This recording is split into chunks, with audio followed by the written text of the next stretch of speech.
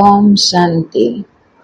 आज 28/5/2026 साकार महावाक्य प्रातः मुरली बाबा कहते मीठे बच्चे तुमे माने निजर श्रेष्ठ भाग्य गढ़िबा पाई बाबांक पाखकु आसीछ।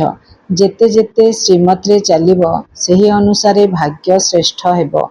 प्रश्न भक्तिर केउ अभ्यास एबे तुम पिलामानंक भितरे रहिबा उचित नुहे।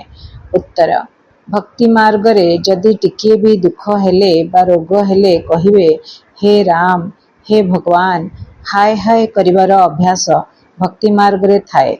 एबे तुमको केबे भी मुखरु एही भली शब्द बाहर करिवार नाही। तुमको तो भितरे भितरे मीठा बाबांको बहुत स्नेह रे मने पकेवार अछि। गीत तकदीर जगाकर आई हूँ मैं नई दुनिया बसाकर आई हूँ। ओम शांति। प्रत्येक मनुष्य पुरुषार्थ करुछंती सुख एवं शांतिर भाग्य प्राप्त करिबा पाए। साधु संत सन्यासी आदि कहउछंती आमको शांति दरकार, दुख हरण कर, सुख दिय। जानुछंती भगवान ही मनुष्य मानंकर दुखहर्ता सुखकर्ता अटंती। एबे मनुष्य तो भगवान को जानी नाहंती। तुमे तो कहूछ शिव बाबा ब्रह्मा विष्णु शंकर को बाबा कुहाजिब नाही। केही हेले केबे हेले ब्रह्मा विष्णु शंकर को बाबा बोले डाकंतिनी। शिव मंदिर रे जाए कि शिव को ही बाबा बोले डाकंती। सेमाने तो देवता अटंती। ब्रह्मा देवताय नमः, विष्णु देवताय नमः, शंकर देवताय नमः, शिव परमात्माय नमः। तो बाबा कहउछंती सेमाने तो देवता अटंती। God Shiv Baba gods and goddesses बाकी समस्ते भगवान को ही बाबा कुहाजिब। जणे ही बाबा ही परिवे, अनेक बाबा तो ही परिवेनी।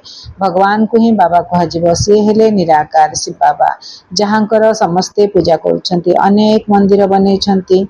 प्रति गाँ रे गोटे गोटे शिव मंदिर निश्चित भाव में अच्छी। आ केते वर्षरु पूजा करुछंती, 2500 वर्षरु पूजा करुछंती। बहुत बड़ मंदिर छोट मंदिर तांकर कर्तव्यवाचक नाम शिवंकर नाम रे मंदिर नीलकंठेश्वर, पापकटेश्वर एही भली विभिन्न कर्तव्यवाचक नाम देकी मंदिर गुड़ाक बनेछंती। बहुत मंदिर सबु गाँ रे सहर रे निश्चित भाव में शिव मंदिर रहिछि। तो सी हेले निराकार जहांकर समस्ते पूजा करुछंती। जानिछंती शिव बाबा ही समस्तंकर अटंती। किंतु मनरे एही भावना आसुनाही जे आमे बाबा काहेकि कहूचे। बाबा अखंडलमणि, बाबा विश्वनाथ, बाबा लोकनाथ, बाबा नीलकंठेश्वर जेकोसी शिव मंदिर भीतर को पसला बेल को बाबा बाबा डाकिकी जाउछंती। आजिर कथा नुह, बहुत वर्षरु बाबा बाबा डाकिवाटा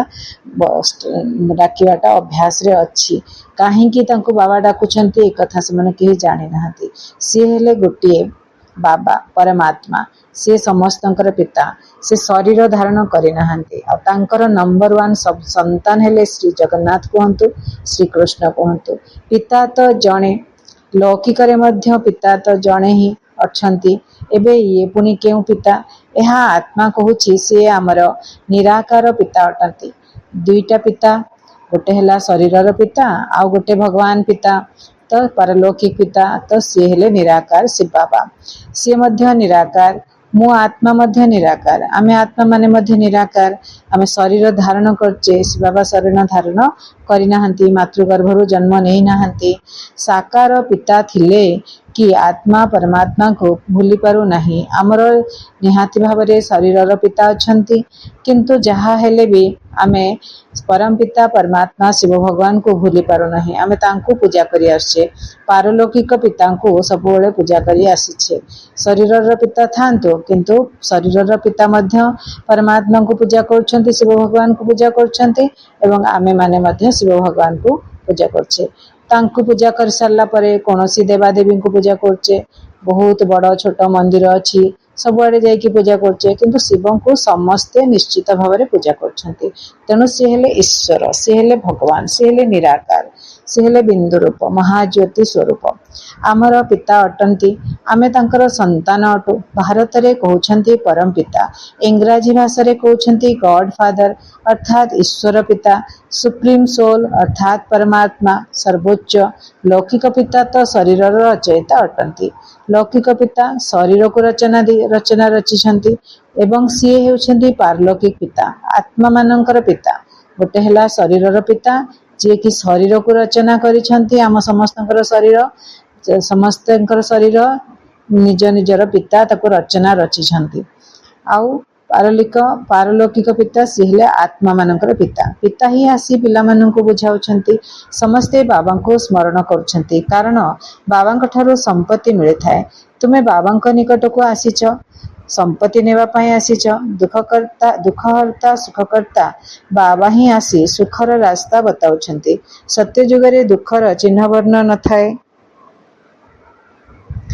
ଏଠାରେ ତ ବହୁତ ଦୁଃଖ ଅଛି ନା, ଆଉ ବଢି ବଢି ଚାଲିଛି ମଧ୍ୟ। ତେଣୁ ସମସ୍ତେ ଡାକୁଛନ୍ତି।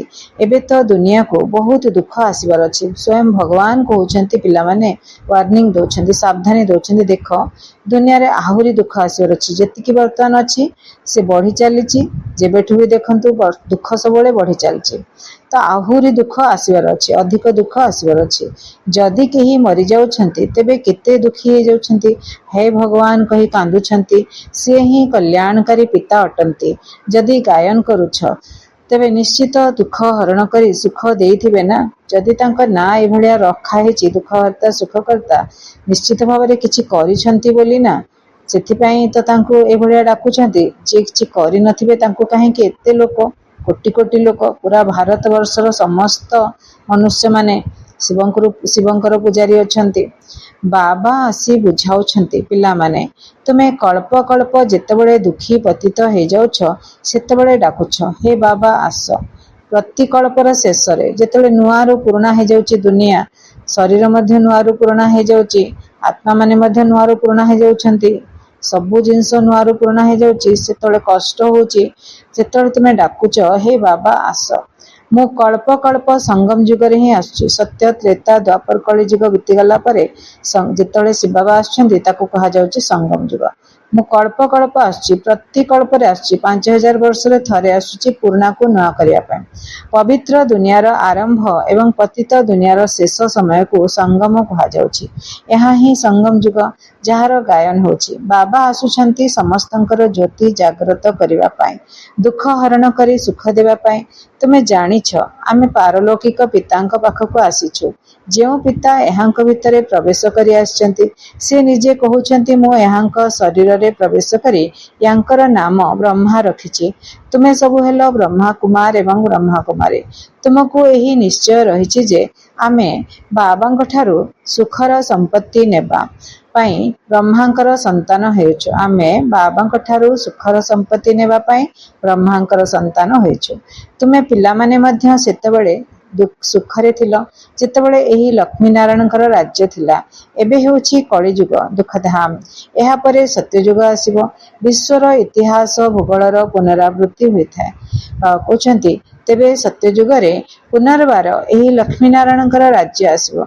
ବାବା କହୁଛନ୍ତି, ପୁନରାବୃତ୍ତି ହେଉଛି ଯଦି, ତେଣୁ ପୁଣି ଆଉ ଥରେ ଯେତେବେଳେ ଆମେ କଳିଯୁଗ ଶେଷରେ ଯେତେବେଳେ ଆମେ ଯିବା ପରମଧାମକୁ ଯିବା, ପୁଣି ତଳକୁ ଓହ୍ଲେଇବା, ସ୍ୱର୍ଗ ନୂଆ ଦୁନିଆରେ ଲକ୍ଷ୍ମୀ ନାରାୟଣଙ୍କର ରାଜ୍ୟ ଆସିବା ଦରକାର।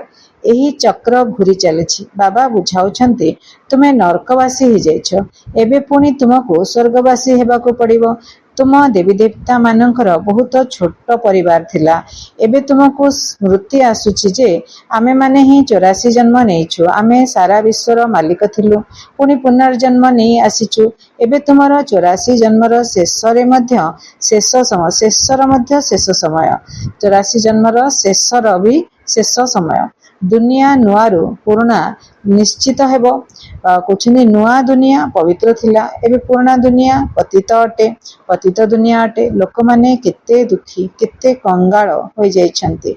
भारत बहुत साहुकार थिला, बहुत धनवान थिला, पवित्र गृहस्थ आश्रम थिला, वर्तमान अपवित्र गृहस्थ हो जाइछि। पवित्र प्रवृत्ति मार्ग थिला, वर्तमान अपवित्र प्रवृत्ति मार्ग हो जाइछि। संपूर्ण निर्विकारी थिले, देवी देवता संपूर्ण निर्विकारी थिले, सर्वगुण संपन्न, षोलकला संपूर्ण, मर्यादा पुरुषोत्तम, डबल ताजधारी, अहिंसा परमो धर्म, संपूर्ण निर्विकारी, संपूर्ण अहिंसक, एभलिया देवी देवतांकर गायन अछि। एभलिया थिले। एई सब कथा बाबा हमको माने पकई दउछन्ति, हमर संपूर्ण कथा माने नथिला। तो यही सब कथा शास्त्र मानकर भी नाही, बाबा आसिक माने पकाउछन्ति। शास्त्र गुड़िक है भक्ति मार्ग पाए, से भक्ति करिवार नीति नियम सब रही। भगवान को सहित मिसिबार रास्ता शास्त्र रे मिली परिबो नाही। भाबुछन्ति जे भगवान को एठाको आसीबाको ही पड़िबो, समस्त डाकुछन्ति जेहेतु निश्चित भाव में से आसीबा कथा। आसी सारिलाणी, 90 वर्ष हेलाणी आसिलाणी। सृष्टि परिवर्तन होउची, नुआ दुनिया बनूची, शांति स्थापन होउची, पवित्रता स्थापन होउची। सारा दुनिया रे ब्रह्मा कुमारींकर 166 देश रे झंडा उड़ी सारलाणी। रिट्रीट सेंटर पाठशाला बहुत गुड़े बनी सारलाणी। बाबांकर घर चारिआडे भगवान ना तेणु तांकर प्रभाव रे सबुआडे प्रत्यक्षता तांकर हबाकू बसलाणी। एबे भगवान आसिछन्ति कहिकिरी तो कहते भगवान के पाखरे पहुँचबार तो प्रश्न उठुना। यज्ञ तप आदि करवा यह कौन ठीक रास्ता नुहे। भगवान को मध्य एथिपाई डाकुछन्ति जे आसी आमको रास्ता बताओ। आमर आत्मा तम प्रधान हो जाइछि, जेउ कारणरू उड़ी पारु नाही, अर्थात बाबा पाखक जाई पारु नाही। एमिति तो आत्मा गोटे शरीर छाड़ी आउ गोटे नेउछि। आत्मा जन्म नेबा पाई कुआडे कुआडे चली जाउछि। जोठी तार हिसाब किताब थिबो, कार्मिक अकाउंट थिबो, कर्मफल भोगिबार थिबो, भल मंद जहाँ भी कर्मर फल भोगिबार थिबो से सेठी जीव। सेठी अमेरिका मध्य जाई परिबो। एठी शरीर छाड़िला तार कार्मिक अकाउंट सेठी अछि, तेणु से सेठी पळैबो। आत्मा उड़िकी सांगे सांगे पळैबो। कहार जदि कहा सहित संबंध थिबो, भगवान कहउछन्ति केते गुप्त रहस्य कहउछन्ति सुनंतु।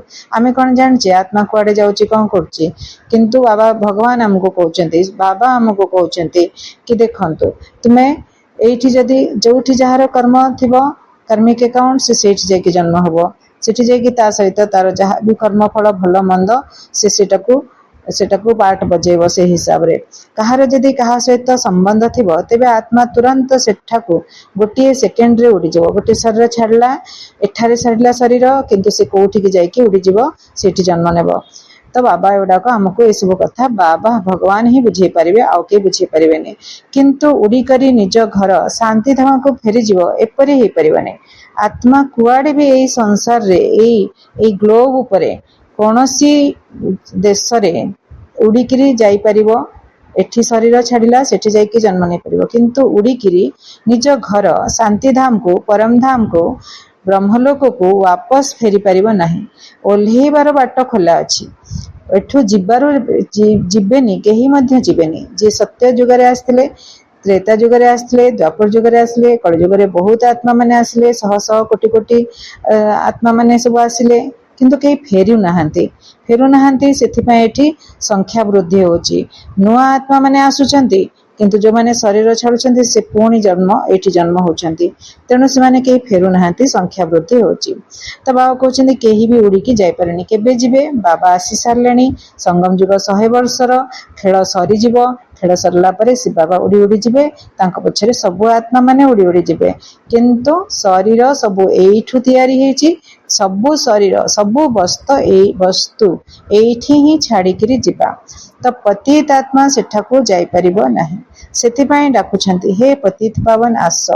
बाबा जेतेबेले आसुछन्ति सेतेबेले ही बुझाउछन्ति सारा दुनिया पतित हेई गले मु आसे। ପତିତ ଦୁନିଆରେ ଜଣେ ବି ପବିତ୍ର ଆତ୍ମା ନାହାନ୍ତି। ଭାବୁଛନ୍ତି ଗଙ୍ଗା ପତିତ ପାବନୀ ଅଟେ, ସେଥିପାଇଁ ସ୍ନାନ କରିବା ପାଇଁ ଯାଉଛନ୍ତି। କିନ୍ତୁ ପାଣିରେ ତ କେହି ପବିତ୍ର ହୋଇପାରିବେ ନାହିଁ। ପୁରୁଣା ଦୁନିଆ ତ ପତିତ ହିଁ ଅଟେ, ନୂଆ ଦୁନିଆ ପବିତ୍ର ଅଟେ। ଏବେ ତୁମେ ବେହଦ୍ର ବାବାଙ୍କ ଠାରୁ ସମ୍ପତ୍ତି ନେବା ପାଇଁ ଆସୁଛ। ଭାବନ୍ତୁ, ଯଦି କୌଣସି ବ୍ୟକ୍ତି ହତ୍ୟା କରିଛି, ସେ କ'ଣ ଯାଇକି ଗଙ୍ଗାରେ ସ୍ନାନ କଲେ ତାର ପାପ ଧୋଇ ହେଇଯିବ? ତ କେବେ ହେଲେ ଧୋଇ ହେଇପାରିବନି ନା। ତେଣୁକରି ପୁରୁଣା ଦୁନିଆରେ ପତିତ ହିଁ ଅଟନ୍ତି, ନୂଆ ଦୁନିଆ ପବିତ୍ର ଅଟେ। ଏବେ ତୁମେ ବେହଦ୍ର ବାବାଙ୍କ ଠାରୁ ସମ୍ପତ୍ତି ନେବା ପାଇଁ ଆସିଛ। ତୁମକୁ ପୁଣ୍ୟ ଆତ୍ମା ହେବାର ଅଛି। ତୁମର ଆତ୍ମା ସତପ୍ରଧାନ ଥିଲା, ତାହା ଏବେ ତମ ପ୍ରଧାନ ହୋଇଯାଇଛି। ତେବେ ସତପ୍ରଧାନ କୌଣସି ଗଙ୍ଗା ସ୍ନାନ ଦ୍ୱାରା ହେଇପାରିବନି। ଗଙ୍ଗାରେ ସ୍ନାନ କଲେ କେବେ ହେଲେ ଆତ୍ମା ସତପ୍ରଧାନ ହେଇପାରିବ ନାହିଁ। ପତିତମାନଙ୍କୁ ପବିତ୍ର କରିବା ଏହା ତ ବାବାଙ୍କର ହିଁ କାମ। ସ୍ୱୟଂ ଭଗବାନ ହିଁ ଯେତେବେଳେ ଆମକୁ ଏଇ ଜ୍ଞାନ ଦଉଛନ୍ତି, ଜ୍ଞାନ ସ୍ନାନ ଆମେ କରୁଛେ, ଜ୍ଞାନରେ ପ୍ରତିଦିନ ସ୍ନାନ କରିବା, ତାହେଲେ ଆମେ ପତିତରୁ ପାବନ ହେଇପାରିବା। ଆମେ ଆତ୍ମାକୁ ଜାଣିବା, ପରମାତ୍ମାକୁ ଜାଣିବା, ପରମଧାମକୁ ଜାଣିବା, ସ୍ୱର୍ଗ ଦୁନିଆକୁ ଜାଣିବା। ତାପରେ ବସିକିରି ପରମାତ୍ମାଙ୍କ ସହିତ ଯୋଗ ଲଗେଇବା, ମେଡିଟେସନ, କନେକ୍ସନ ଯୋଡ଼ିକି ତାଙ୍କ ସହିତ ତାଙ୍କ ପାଖରେ ଯୋଉ ସଂସ୍କାର ଅଛି, ତାଙ୍କ ପାଖରେ ଯୋଉ, କାରଣ ସେ ଆମର ବାବା, ତେଣୁ ବାବାଙ୍କର ସଂସ୍କାର ଆମ ପାଖରେ ହେବା କଥା।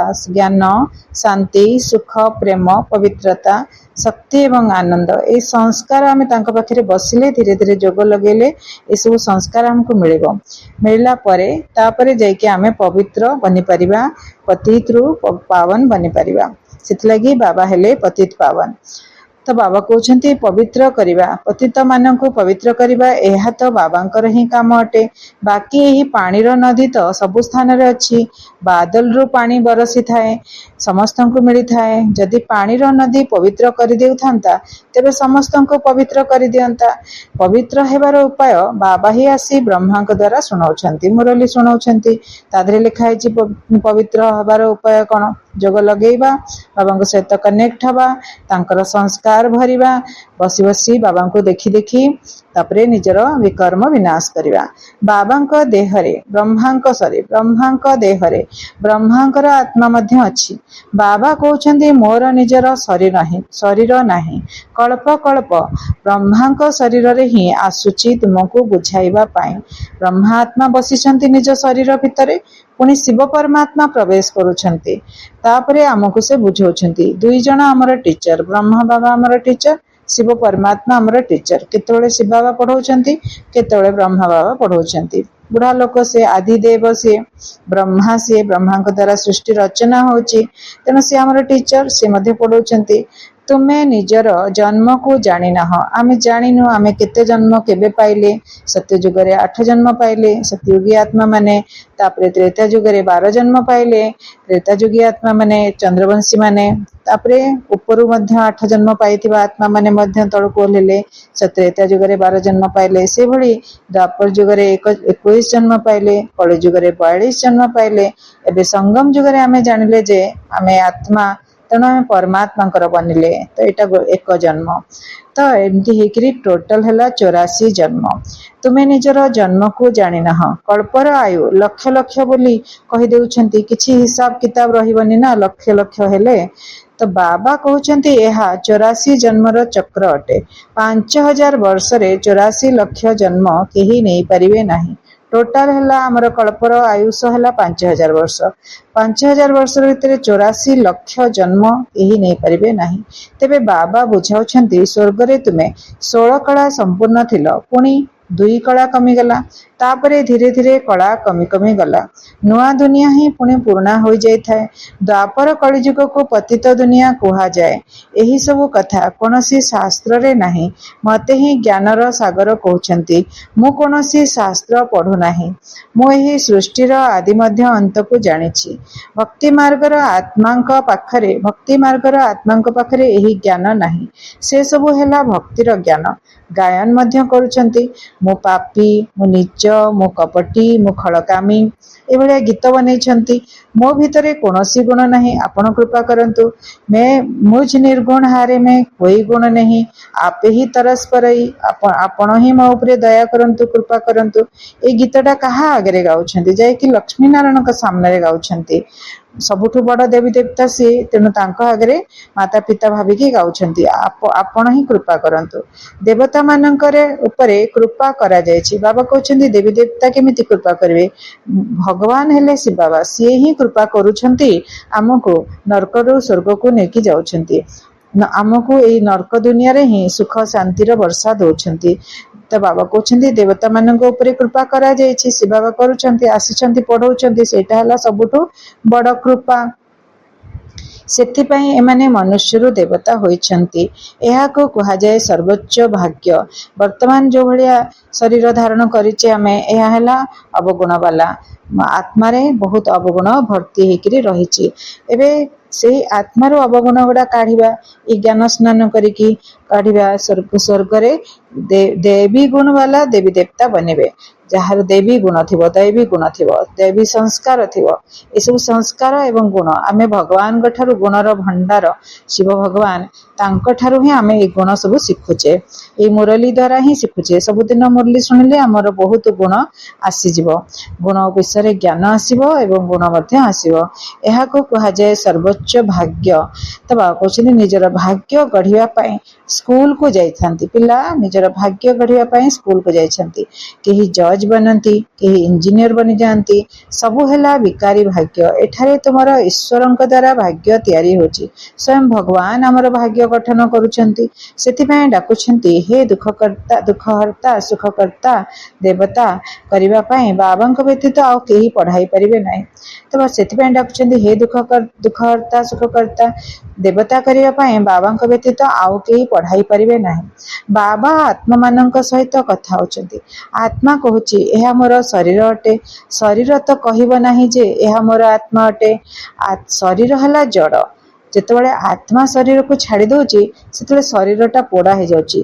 ताकू शव बोली कहा जाउची, लाश बोली कहा जाउची, जड़ शरीर। आत्मा जेतेबेले जाय शरीर भितर अछि, सेतेबेले केही शरीर को पोड़ंती नाही, कारण चैतन्य रे अछि। चैतन्य आत्मा ता भितर अछि। से कथा कहूची भले बेमार अछि किंबा बंचिबार चांस नहीं, किंतु हेले मध्य से चैतन्य अछि। आत्मा से शरीर रे अछि। आत्मा जो दिन शरीर को छाड़ी दबो, सेतेबेले शरीर को पोड़ा हबो, शव को नहले लाश को पोड़ा हबो। तो शरीर केबे कहिबो नाही आत्मा, शरीर केबे कहिबो नाही जे मो भितरे आत्मा अछि। नाही, आत्मा कहिबो मु शरीर भितरे अछि। शरीर तो कहिबो नाही जे एहा मोर आत्मा। शरीर भितरे आत्मा अछि। सी को शरीर भितरे आत्मा अछि, शरीर को चैतन्य करिके रखिछि। जेतेबेले आत्मा शरीर छाड़ दबो, शरीरर चैतन्यता खत्म हे जिवो, शरीर जड़ हे जिवो, आ आमे शरीर को दाह संस्कार कर देबा। सी कहूछि एहा मोर शरीर अटे। आत्मा कहूछि एहा मोर शरीर अटे। मनुष्य कहउछन्ति मो आत्मा को दुखी कर नाही। आत्मा शरीर रे नथिले शरीर कथा कहि परिबो नाही, किछि करि परिबोनी। आखि काम करिबोनी, कान काम करिबोनी। आमे समस्त देखिछे। एबे एबे कथा कहउतले, एबे एबे शरीर छाड़ी देले। आत्मा जेतेबेले शरीर छाड़ी दोछि, संगे संगे जड़ हो जाउछि। आउ कथा कहू नाहंती, सुनु नाहंती, आखि हाथ गोड़ हलौ नाहंती।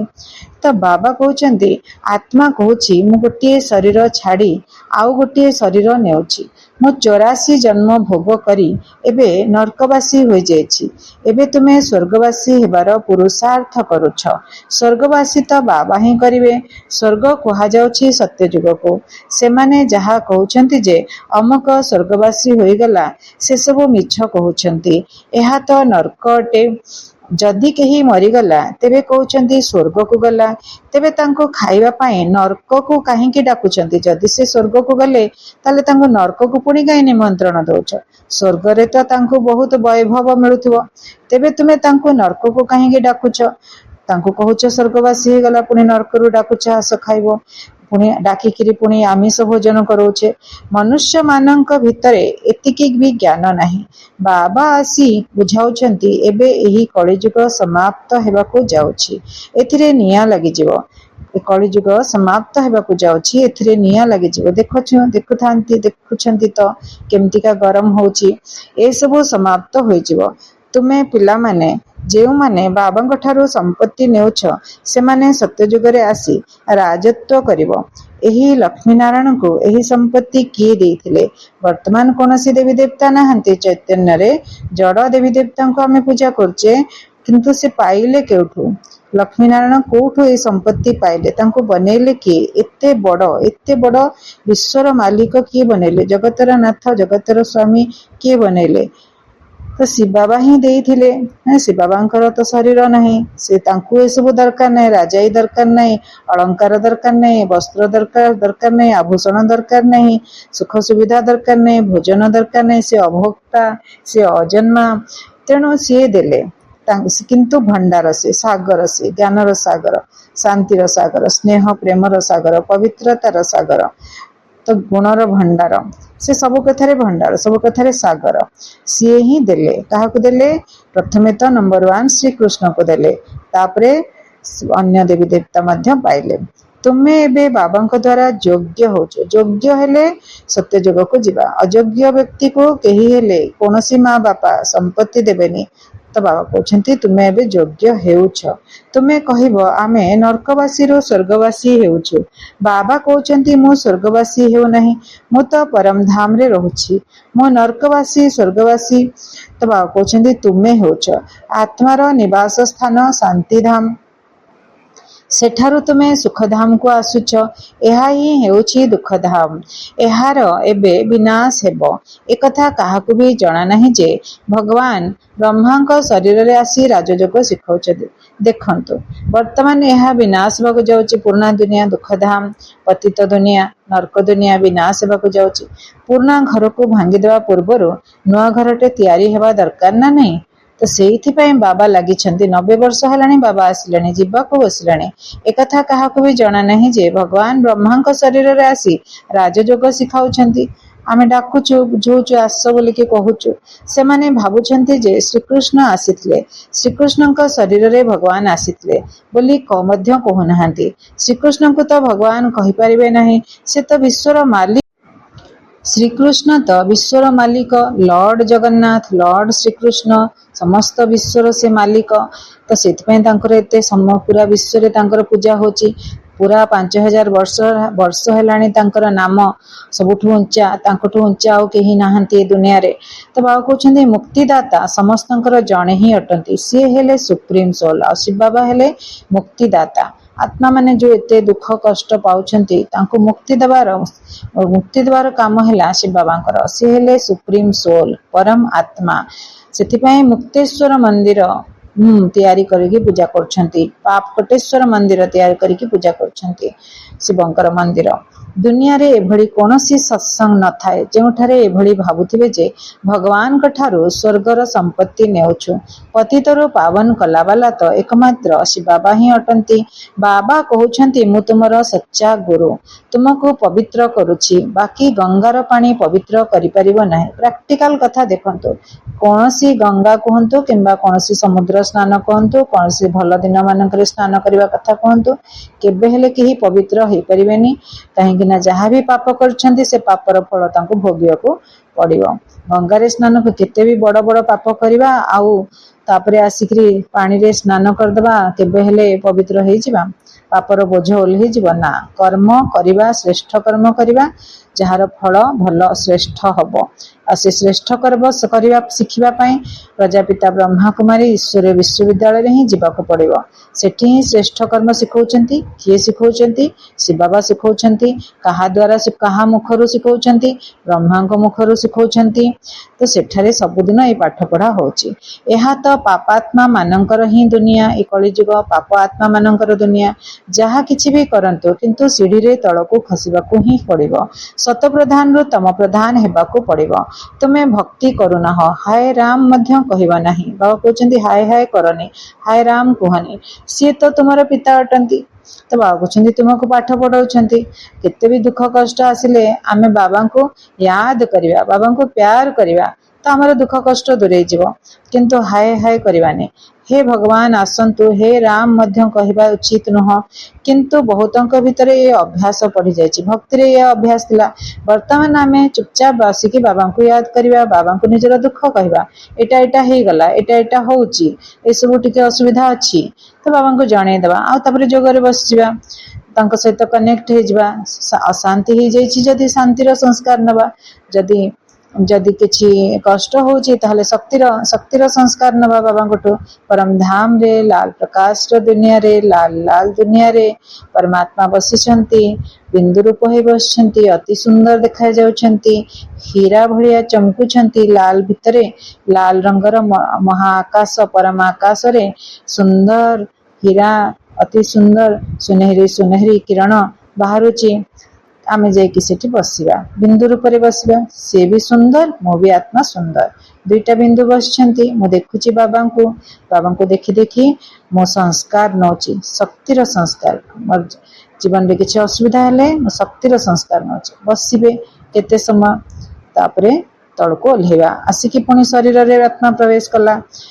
तो ए भलिया आमे अनुभव करबा, तो आमे कोन हबो, जहाँ भी हमर असुविधा अछि से ठीक हे जिवो।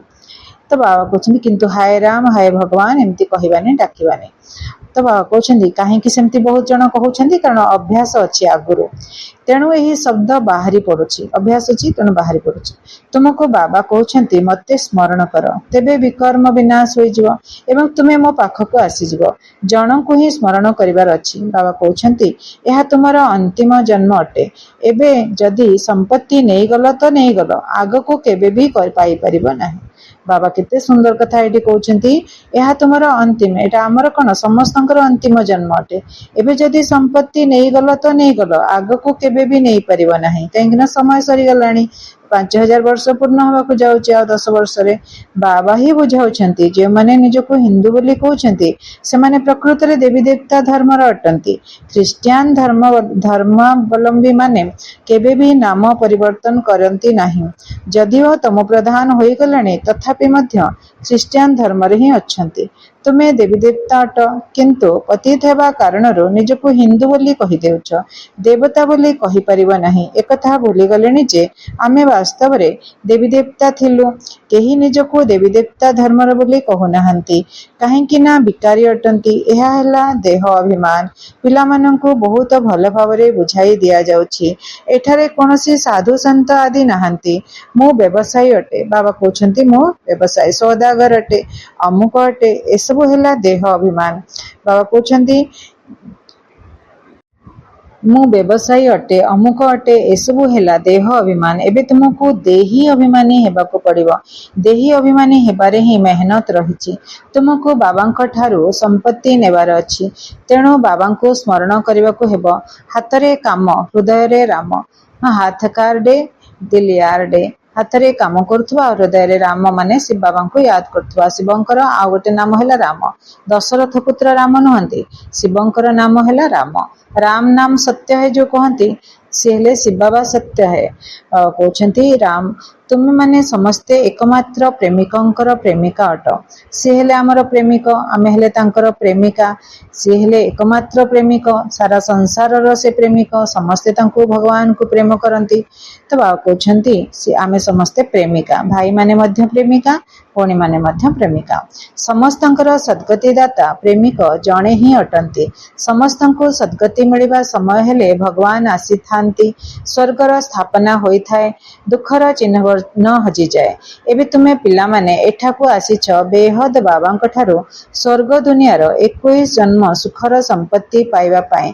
अन्य केही भी मनुष्य काहाकू भी स्वर्गर मालिक करि परिबे नाही। शिव बाबा भारत को ही आसी भारत को स्वर्ग करुछंती।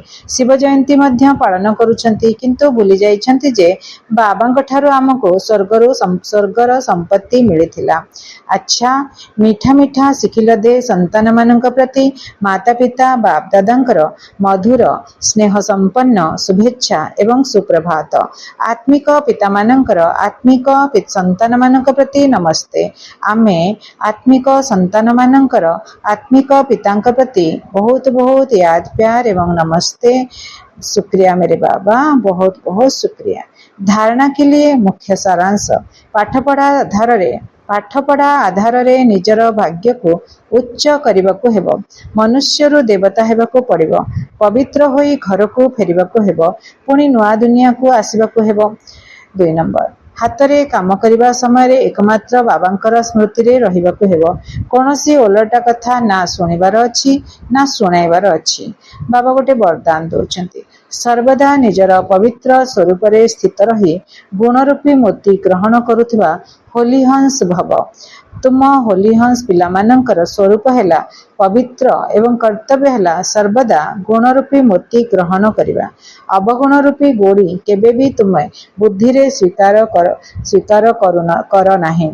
किंतु एही कर्तव्य को पालन करिया पाए सर्वदा गोटे आज्ञा स्मृति रे रही थाउ जे खराब कथा भाबिबार नहीं, सुनिबार नहीं, देखिबार नहीं कि कहिबार नहीं। जो माने एही आज्ञा को सर्वदा स्मृति रे रखि थांते से माने सर्वदा सागर कूल रे ही रही थांते। काहेकि ना हंस मानकर रहिबार स्थान हैला सागर। बाबा गोटे स्लोगान सुनाउछंती चालिबा बुलिबा समय रे फरिश्ता स्वरूप रे रहिबा एहा ही हेउछि ब्रह्मा बाबांक पाए मनपसंद उपहार। चालिबा बुलिबा समय रे फरिश्ता स्वरूप रे रहिबा एहा ही हेउछि ब्रह्मा बाबांक पाए मनपसंद उपहार। अव्यक्त इशारा सर्वदा अचल अटल एवं एकर स्थितिर अनुभव कर। सर्वदा अचल अटल रहिबा पाए स्व उन्नति एवं सेवार उन्नति रे सर्वदा व्यस्त रुह एवं समस्तंक प्रति शुभभावना रख। संबंध आधार रे पाठ कर नहीं बरं सेवार संबंध रखी पाठ कर। द्वितीय कथा हला विनाशी साधन गुड़ी को सहारा बा आधार कर नहीं। एसबु निमित्त मात्र सेवा करिया पाए मिलुछि। एगुड़ी को सेवा अर्थे कार्य रे लगाओ एवं तुरंत ताठारु नियारा हो जाओ। साधन गुड़िकर आकर्षण रे मन आकर्षित हेबा उचित नुह। ओम शांति।